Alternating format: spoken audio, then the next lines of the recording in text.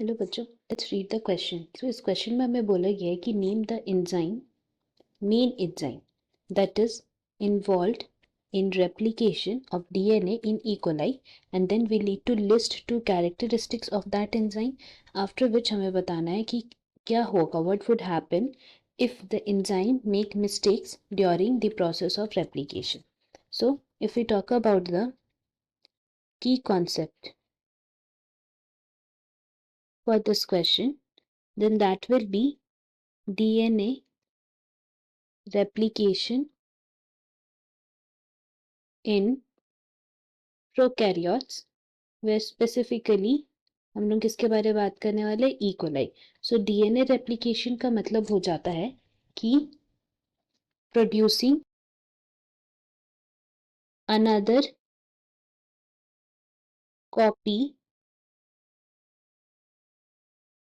Of DNA.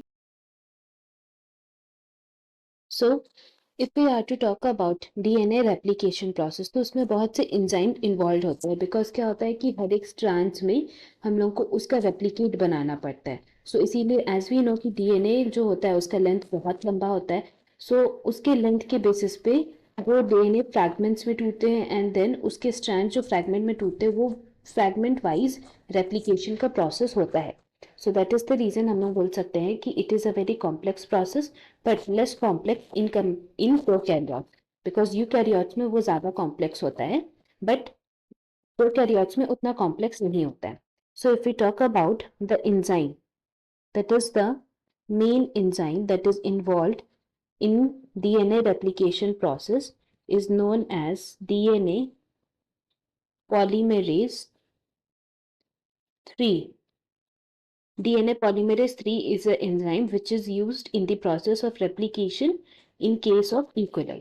Now, अगर हम लोग कैरेक्टरिस्टिक्स की बात करें उसके, तो सबसे पहला हमारा कैरेक्टरिस्टिक्स यहाँ पे हो जाएगा is that it has high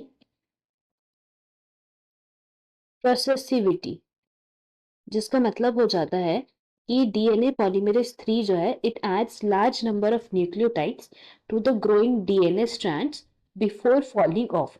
तो जिसका मतलब हो गया है कि ये जो हाई प्रोसेसिंग उसमें होता है, it is very much crucial for efficient replication, because DNA molecules बहुत लंबा होता है जैसे कि हम लोग बात किए थे. So we can say high processivity का मतलब हो गया adding large number of nucleotides.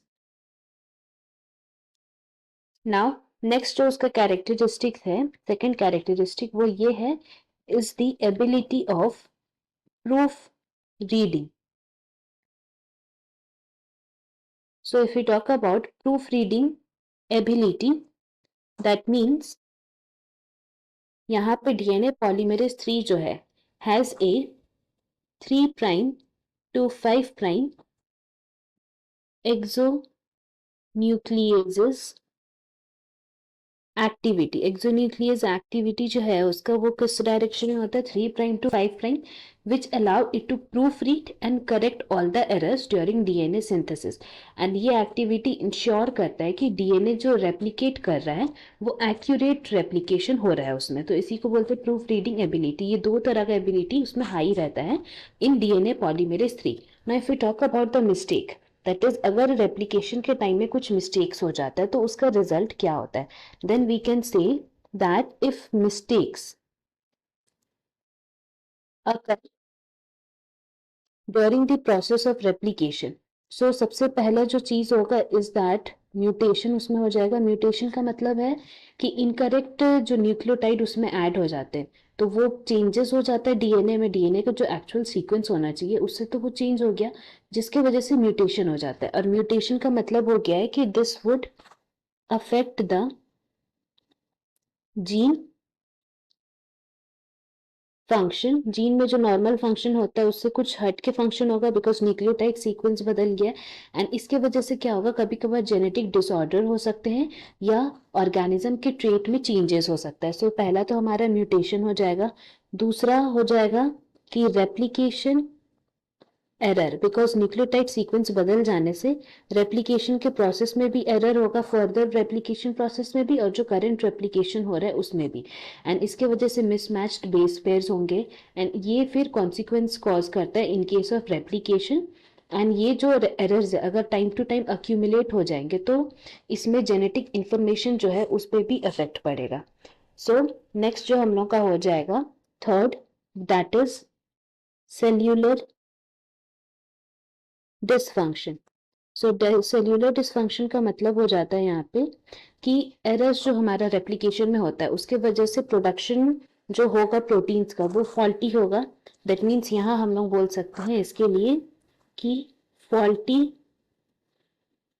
Protein production. जैसे कि हम लोग जानते हैं कि डीएनए से एमआरएनए बनता है और एमआरएनए से फिर अमीनो एसिड सीक्वेंस बनता है। सो इसीलिए हम लोग बोल सकते हैं फॉल्टी प्रोटीन सीक्वेंस बन जाएगा, बिकॉज जो बेस पेयर्स वहां पे जुड़ रहे हैं वो गलत तरीके से जुड़ रहे हैं एंड ये डिसरप्ट कर देगा पूरा का पूरा सेल्यूलर प्रोसेस को, जिसके वजह से सेल डेथ, किसी अदर तरह का डिजीजेस, कैंसर्स, ये सब डिजीजेस कॉमन है जो हो सकते हैं। सो ये मिस्टेक्स से हमारा mutation, replication error and cellular dysfunction हो सकता है।